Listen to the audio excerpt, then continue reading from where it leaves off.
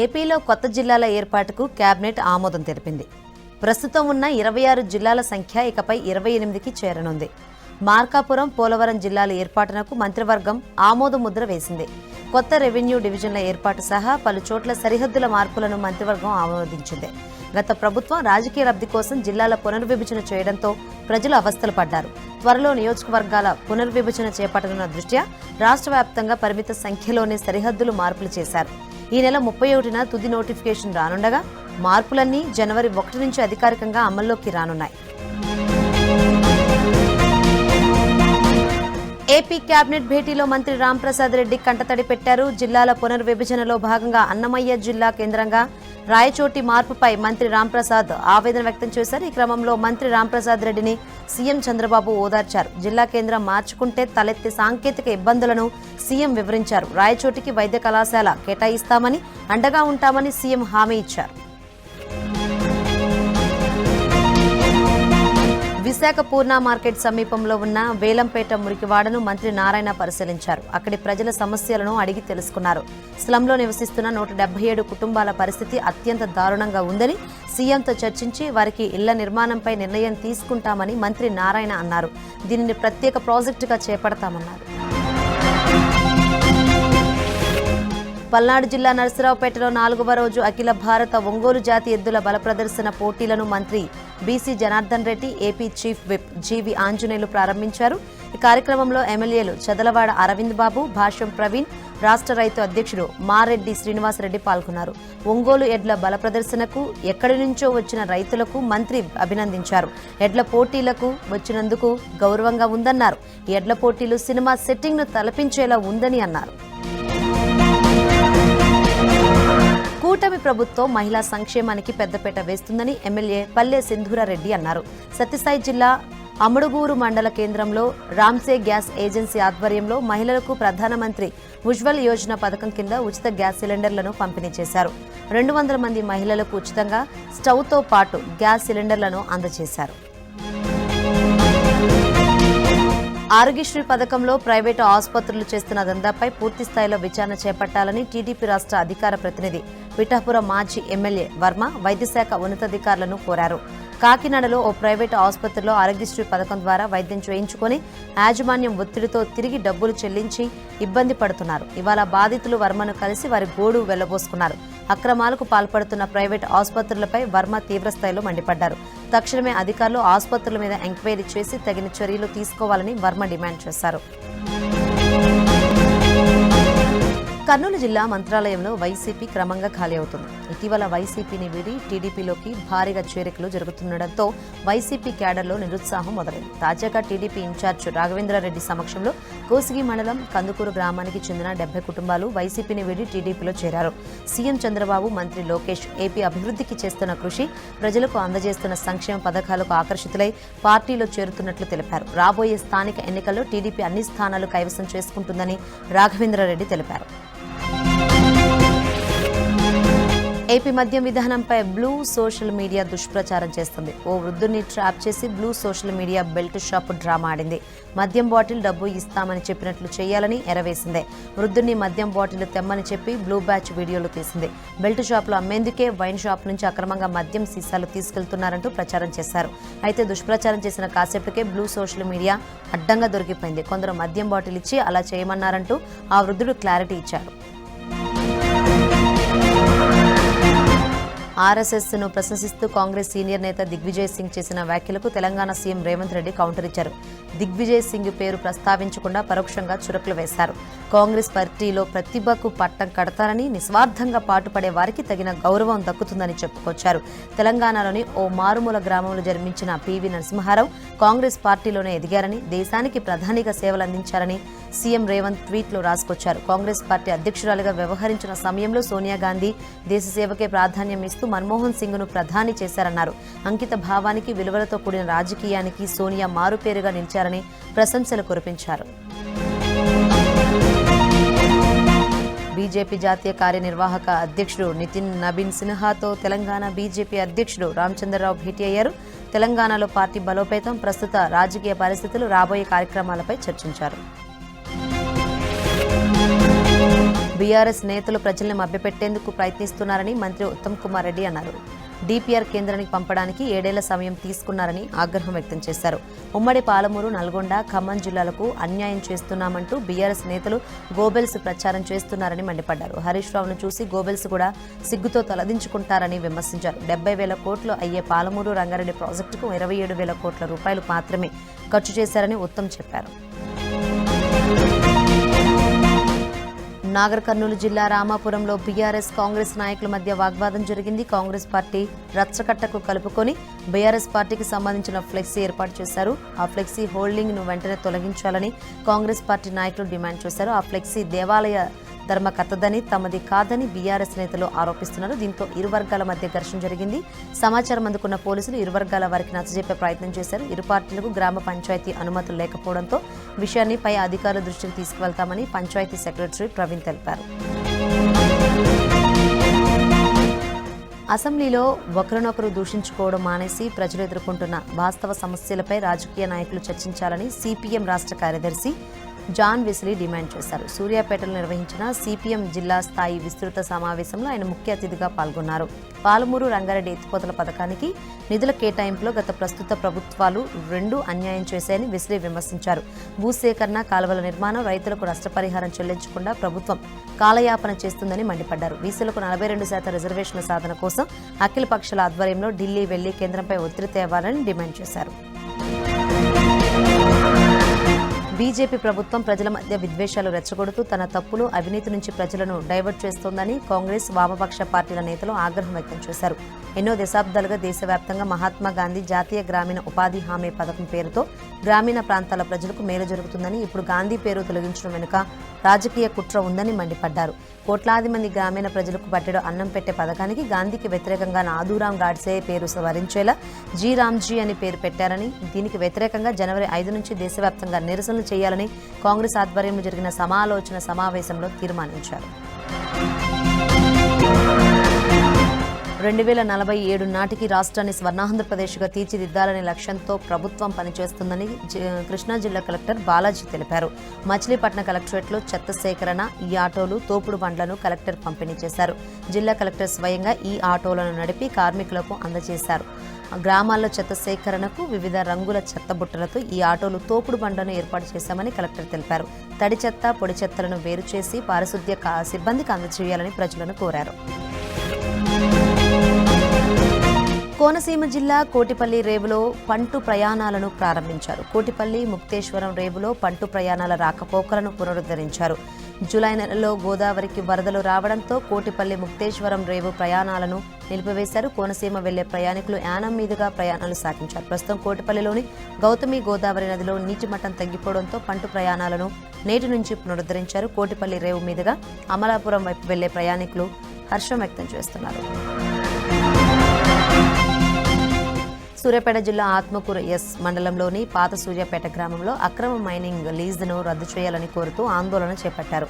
లింబికల్ revenue శివారులో survey number 701లో ఉన్న 17.12 ఎకరాల భూమిలో రాతిగుట్టపై 2 హెక్టార్ల వరకు మైనింగ్కు 2021లో అప్పటి తహసీల్దార్ స్థానికంగా విచారణ చేయకుండానే ఓ వ్యక్తి పేరున అనుమతి మంజూరు చేసినట్లు రైతులు తెలిపారు. ఈ విషయం ఆలస్యంగా వెలుగులోకి రావడంతో స్థానిక రైతులు తీవ్ర ఆగ్రహం వ్యక్తం చేస్తూ ఆందోళనకు దిగారు. మైనింగ్ ప్రారంభమైతే పంటలు, బోరు బావులతో పాటు మూగ జీవాలకు తీవ్ర నష్టం వాటిల్లే ప్రమాదం ఉందని రైతులు ఆవేదన. సత్యసాయి జిల్లా ధర్మవరంలోని తాడిమర్రి, బత్తలంపల్లి మండలాలకు PABR కుడి కాలువ ఎంతో కీలకమైన ప్రాజెక్టు. ఈ కాలువ ద్వారా సుమారు 20,000 ఎకరాల్లో ఉద్యాన, స్వల్పకాలిక, దీర్ఘకాలిక పంటలకు ఊతం లభిస్తుంది.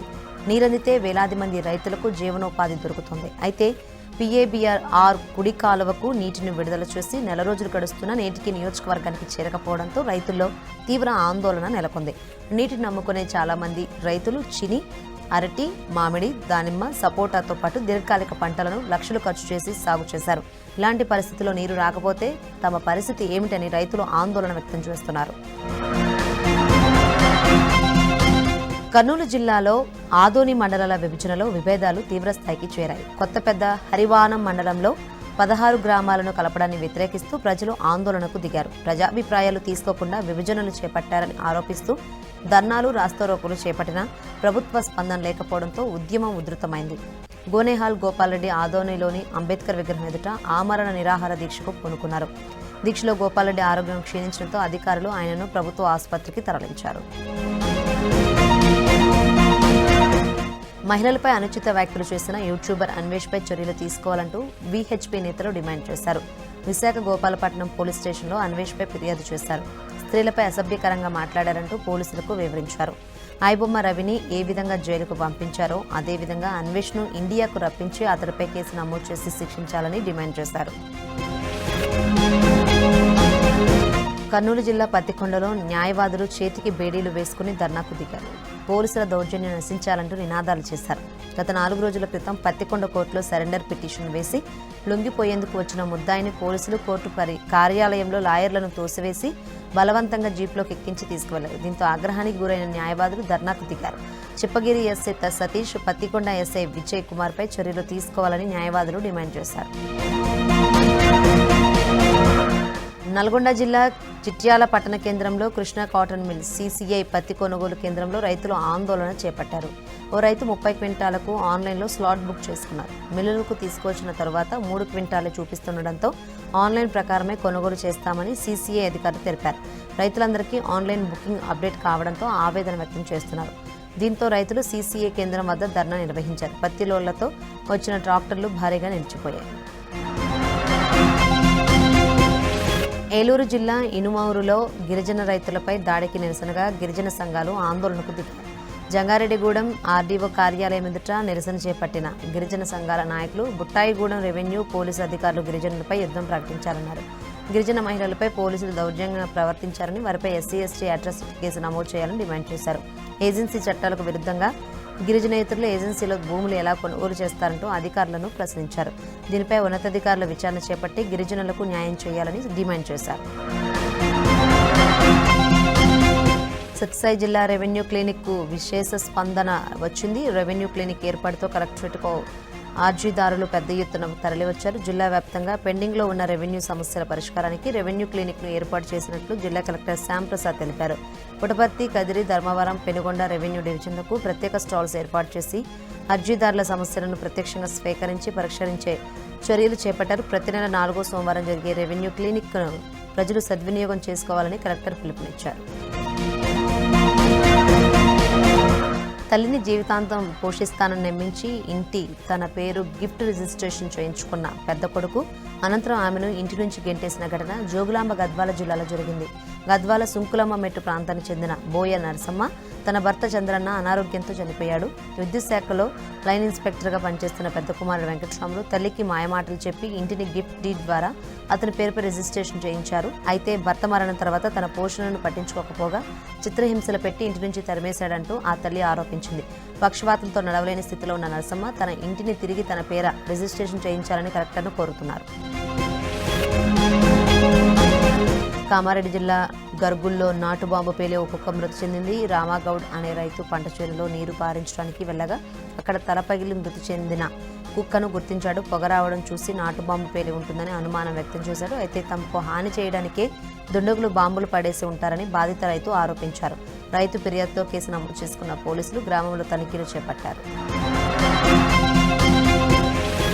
ఛాంపియన్ చిత్ర హీరో రోషన్, హీరోయిన్ అనస్వర రాజన్, నటుడు మహేష్ తిరుమల శ్రీనివాసుని దర్శించుకున్నారు. శ్రీవారి దర్శనార్థం కుటుంబ సభ్యులతో కలిసి తిరుమలకు చేరుకున్న వీరు VIP బ్రేక్ ప్రారంభ దర్శన సమయంలో శ్రీవారిని దర్శించుకున్నారు. ఆలయ అధికారులు వీరికి స్వామివారి వస్త్రంతో సత్కరించి శ్రీవారి తీర్థ ప్రసాదాలను అందజేశారు. తెలంగాణ హైకోర్టు జస్టిస్ రామకృష్ణారెడ్డి, కర్ణాటక మంత్రి మల్లికార్జున్, MP ప్రభ మల్లికార్జున్, MLA ఉగ్ర నరసింహారెడ్డి తిరుమల శ్రీనివాసుని దర్శించుకున్నారు. శ్రీవారి దర్శనార్థం కుటుంబ సభ్యులతో కలిసి తిరుమలకు చేరుకున్న వీరు VIP బ్రేక్ ప్రారంభ దర్శన సమయంలో శ్రీవారిని దర్శించుకున్నారు. అనంతరం శ్రీవారి తీర్థప్రసాదాలు స్వీకరించారు.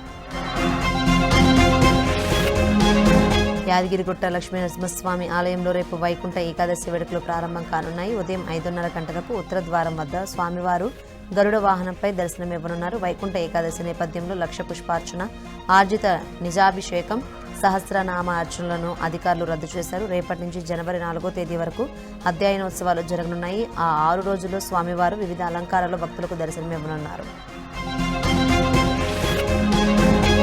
పశ్చిమ గోదావరి జిల్లా భీమవరం ఇలవేల్పు శ్రీ మావులమ్మ అమ్మవారి పునర్దర్శనం దశమి సోమవారం తిరిగి ప్రారంభమైంది. వచ్చే నెల జనవరి 13 నుంచి జరిగే అమ్మవారి జాతర మహోత్సవాల సందర్భంగా అమ్మవారి అలంకరణ నిమిత్తం ఈ నెల 17న అమ్మవారి దర్శనం నిలిపివేసి తాత్కాలిక ప్రతిమను ఏర్పాటు చేశారు. ఆలయ శుద్ధి అలంకరణ 13 రోజుల అనంతరం విశేష హోమాలు పూజలు కళాన్యాసం నిర్వహించి గోమాతకు అమ్మవారి తొలి దర్శనం అనంతరం భక్తులు అధిక సంఖ్యలో అమ్మవారిని దర్శించుకున్నారు. అనంతపురం జిల్లా కళ్యాణదుర్గంలోని శ్రీ పట్టాభిరామస్వామి ఆలయంలో బ్రహ్మోత్సవాలను వచ్చే ఏడాది జనవరి 26 నుంచి ఫిబ్రవరి 3 వరకు ఘనంగా నిర్వహించనున్నట్లు ఆలయ కమిటీ సభ్యులు కరపత్రాలను విడుదల చేశారు. స్థానిక ఎమ్మెల్యే సురేంద్రబాబు ప్రోత్సాహంతో ఈ ఉత్సవాలను భక్తి శ్రద్ధలతో నిర్వహించేందుకు ఏర్పాట్లు పూర్తి చేశారు. ఫిబ్రవరి 7న ప్రముఖ ప్రవచనకర్త గరికపాటి నరసింహారావు ప్రవచనాలు ప్రత్యేక ఆకర్షణగా నిలవనున్నాయని తెలిపారు. వారం రోజుల పాటు జరిగే ఉత్సవాల్లో భక్తులు అధిక సంఖ్యలో పాల్గొని విజయవంతం చేయాలని కమిటీ సభ్యులు కోరారు. నల్లమల అటవీ ప్రాంతంలో గుప్త నిధుల కలకలం రేపింది. నాగర్ కర్నూలు జిల్లా కొల్లాపూర్ మండలం మొలచింతలపల్లి నల్లమల్ల అటవీ ప్రాంతంలో గుప్త నిధుల కోసం తవ్వకాలు జరిపిన 15 మంది ఫారెస్ట్ అధికారులు అరెస్టు చేశారు. గత 3 రోజుల నుంచి గుహలోని శివాలయంలో తవ్వకాలు జరిపినట్లు అధికారులు గుర్తించారు. దుండగుల నుంచి 14 బైకులు 13 సెల్ ఫోన్స్ జనరేటర్ ఇనుప రాడ్లు స్వాధీనం చేసుకున్నట్లు ఫారెస్ట్ డివిజన్ అధికారి చంద్రశేఖర్ తెలిపారు. రంగారెడ్డి జిల్లా రాజేంద్రనగర్ అత్తాపూర్లో దారుణం జరిగింది. 3 ఏళ్ల చిన్నారి నిత్యశ్రీపై వీధి కుక్కలు దాడి చేశాయి. తీవ్రంగా గాయపడిన చిన్నారిని వెంటనే ఆసుపత్రికి తరలించి చికిత్స అందించారు. చిన్నారి మొహంపై ఎక్కువగా గాయాలు కావడంతో 18 కుట్లు పడ్డాయని వైద్యులు తెలిపారు. వీధి కుక్కల బెడదపై వాసుదేవరెడ్డి నగర్ కాలనీ వాసులు ఎన్నిసార్లు అధికారులకు ఫిర్యాదు చేసినా పట్టించుకోవడం లేదని కుక్కల నియంత్రణకు వెంటనే చర్యలు చేపట్టాలని డిమాండ్ చేశారు. గుంటూరు జిల్లా తెనాలిలో 20 టన్నుల ఐరన్ స్క్రాప్తో ఛత్రపతి శివాజీ విగ్రహాన్ని శిల్పులు తీర్చిదిద్దారు. కాటూరి ఆర్ట్ గ్యాలరీలో ఈ విగ్రహాన్ని కాటూరి కొండమ్మ ఆవిష్కరించారు. రాజసింహాసనంపై శివాజీ విగ్రహం గత వైభవాన్ని గుర్తు తెస్తుందని కొండమ్మ అన్నారు. 21.5 అడుగులు ఎత్తున్న ఈ విగ్రహాన్ని 20 మంది శిల్పులు 6 నెలల పాటు శ్రమించి రూపొందించారని శిల్పి కాటూరి వెంకటేశ్వరరావు తెలిపారు. ఆటోమొబైల్ వీడి భాగాలు నట్లు చైన్లు బేరింగ్లు వేల సంఖ్యలో సేకరించి విగ్రహ రూపకల్పనకు వినియోగించామని చెప్పారు. నెల్లూరు జిల్లా ఉదయగిరి అటవీ ప్రాంతంలో పులి సంచారం కలకలం రేపుతుంది. బండగానిపల్లి ఘాట్ రోడ్డులో కొంతమందికి పులి కనిపించింది. స్థానికుల సమాచారంతో పెద్ద పులి కోసం అటవీ శాఖ అధికారులు జల్లెడ పడుతున్నారు. పాదముద్రల కొలతలు సేకరించి ఉన్నతాధికారులకు నివేదిక పంపించారు. పులి సంచారంతో ప్రజలు వాహనదారులు అప్రమత్తంగా ఉండాలని, ప్రజలు రాత్రి వేళలో ఇళ్లలో నుంచి బయటకు రావద్దని అటవీ అధికారులు సూచించారు. నల్లమల అడవుల నుంచి ఉదయగిరి అడవుల్లోకి పులులు ప్రవేశించి ఉండొచ్చని భావించారు. ఏపీలో గత ఏడాది కంటే క్రైమ్ రేట్ గణనీయంగా తగ్గిందని డీజీపీ హరీష్ కుమార్ గుప్తా తెలిపారు. మహిళల రక్షణ, గంజాయి నియంత్రణ, సైబర్ నేరాల అదుపునకు ప్రాధాన్యత ఇస్తున్నామన్నారు. సాంకేతికతను అందిపుచ్చుకుంటూ రాబోయే 10 ఏళ్ల పోలీసింగ్ విధానంపై సంక్రాంతి తర్వాత ప్రత్యేక వర్క్షాప్ నిర్వహించనున్నామని తెలిపారు. చట్టం ముందు అందరూ సమానమేనని, అసాంఘిక శక్తులపై కఠిన చర్యలు ఉంటాయని స్పష్టం చేశారు. సైబర్ నేరాల పట్ల ప్రజలు అప్రమత్తంగా ఉండాలని, కేంద్ర నివేదికలపై ఉన్న అపోహలను తొలగించాలని డీజీపీ స్పష్టం చేశారు. సైబర్ నేరగాళ్లు రోజురోజుకు రెచ్చిపోతున్నారు. వినూత్న పద్ధతిలో కొందరు అకౌంట్స్ను ఖాళీ చేస్తున్నారు. తాజాగా సైబర్ వలలో చిక్కుకొని హైదరాబాద్ రాచకొండలోని సైబర్ క్రైమ్ విభాగానికి చెందిన 2 ఇన్స్పెక్టర్స్ మోసపోయారు. స్టాక్ ట్రేడింగ్ పెట్టుబడుల ద్వారా అధిక లాభం వస్తుందని ఓ ఇన్స్పెక్టర్ నుంచి 39 లక్షల రూపాయలు వసూలు చేశారు. అలాగే మరో ఇన్స్పెక్టర్ నుంచి టీటీడీ దర్శనం పేరుతో 4 లక్షల రూపాయలు వసూలు చేశారు. మోసపోయిన 2 ఇన్స్పెక్టర్స్ నేషనల్ సైబర్ క్రైమ్ రిపోర్టులతో పాటు రాచకొండ సైబర్ క్రైమ్ పోలీసులకు ఫిర్యాదు చేశారు. హైదరాబాద్ చిత్రనాకలో చైనా మాంజాను పోలీసులు స్వాధీనం చేసుకున్నారు. అక్రమంగా చైనా మాంజాను విక్రయిస్తున్న వ్యక్తులను పట్టుకొని చైనా మాంజాలను స్వాధీనం చేసుకున్నారు. నిషేధిత చైనా మాంజాను వినియోగించినా లేదా విక్రయించినా కఠిన చర్యలు తీసుకుంటామని పోలీసులు హెచ్చరించారు. హైదరాబాద్ ఖైరతాబాద్ నియోజకవర్గంలో చైనా మాంజాను పట్టిస్తే 5,000 రూపాయల గిఫ్ట్ ఇస్తానని ఎమ్మెల్యే దానం నాగేందర్ ప్రకటించారు. చైనా మాంజా కారణంగా మనుషులతో పాటు పక్షులకు ప్రమాదాలు సంభవిస్తాయని దానం తెలిపారు. ఖైరతాబాద్ నియోజకవర్గంలో ఎవరైనా చైనా మాంజాను విక్రయిస్తే ఉపేక్షించబోమని హెచ్చరించారు. ఏ షాపులో అయినా చైనా మాంజా అమ్ముతున్నట్లు సమాచారం వస్తే విక్రయిస్తున్న వారిపై కేసులు నమోదు చేయిస్తామన్నారు. అమెరికాలో జరిగిన రోడ్డు ప్రమాదంలో 2 తెలుగు విద్యార్థినులు మృతి చెందారు. కాలిఫోర్నియాలో చదువుతున్న మేఘన భావన ప్రమాదంలో మృతి చెందారు. మృతులు మహబూబాద్ జిల్లాకు చెందిన వారిగా గుర్తించారు. నంద్యాలలో వరుస హత్యలు కలకలం రేపుతున్నాయి. బైక్ ఢీకొట్టడంతో గొడవ చెలరేగి ఒకరి హత్యకు దారితీసింది. బైక్ జాగ్రత్తగా నడపాలని సూచించిన వినోద్ అనే యువకుడిపై కిరణ్ అతడి స్నేహితులు దాడి చేశారు. అందరూ కలిసి అతడిపై విచక్షణ రహితంగా దాడి చేశారు. తీవ్ర గాయాలతో పడిపోయిన వినోద్ను స్థానికులు ఆసుపత్రి తరలించగా అప్పటికే ప్రాణాలు కోల్పోయాడు. పరారీలో ఉన్న నిందితుల కోసం పోలీసులు గాలిస్తున్నారు. ఆరావళి మైనింగ్ పై సుప్రీంకోర్టు కీలక ఆదేశాలు జారీ చేసింది. గతంలో ఇచ్చిన ఉత్తర్వులపై స్టే ఇస్తూ మధ్యంతర ఉత్తర్వులు జారీ చేసింది. 100 మీటర్ల లోపు ఎత్తున్న ఆరావళి పర్వతాల వద్ద మైనింగ్ కు గతంలో సుప్రీం అనుమతులిచ్చింది. అయితే తదుపరి ఉత్తర్వుల వరకు గతంలో ఇచ్చిన ఉత్తర్వులపై స్టే విధిస్తూ సీజేఐ జస్టిస్ సూర్యకాంత నేతృత్వంలో ప్రత్యేక ధర్మాసనం తీర్పు ఇచ్చింది. దీనికి సంబంధించిన పర్యావరణ కార్యదర్శి నేతృత్వంలో ఉన్నత స్థాయి కమిటీ ఏర్పాటుకు సుప్రీం ఆదేశించింది. ఢిల్లీలో కాలుష్యం ప్రమాదకర స్థాయికి చేరుకుంది. కాలుష్యానికి తోడు పొగమంచు కమ్మేసింది. దీంతో వాతావరణ శాఖ రెడ్ అలర్ట్ జారీ చేసింది. నిన్న అర్ధరాత్రి నుంచి ఢిల్లీలో వాతావరణం దారుణంగా మారిపోయింది. గాలి నాణ్యత సూచీ స్థాయిలో ప్రమాదకర స్థాయికి పడిపోయాయి. పొగమంచు కమ్ముకోవడంతో విజిబిలిటీ తగ్గిపోయింది. ఉదయం 9 గంటలకు కూడా వెలుతురు కనిపించడం లేదు. వాహనదారులు తీవ్ర ఇబ్బందులు పడుతున్నారు. విమాన రైలు సర్వీసులకు అంతరాయం